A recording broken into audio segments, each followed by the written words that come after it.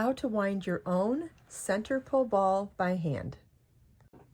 You want to start by placing your yarn in your hand and making sure you have a tail hanging down towards your wrist, and this tail always has to be in this direction the entire time you're winding. You're going to wind the yarn around 3 fingers loosely. I like to do this about 40 or 50 wraps to begin with. Next, you want to gently slide the wraps off of your fingers. Make sure that this tail is always facing down towards you. And now we're going to wrap in alternate directions. So we'll wrap in a different direction like this, but making sure that tail stays down towards you, and wrap about 10 times.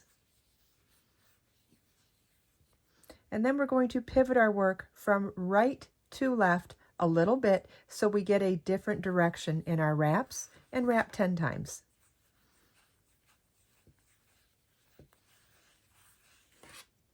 Then pivot our work slightly again, making sure that tail stays straight down towards us, and wrap 10 times again.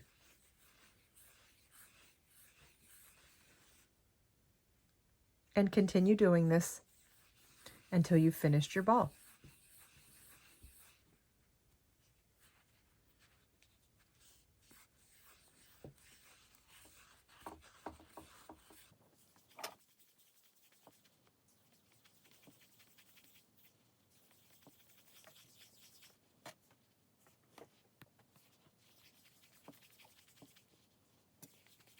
No matter how big your ball gets, always make sure that that tail is sitting directly in front of you.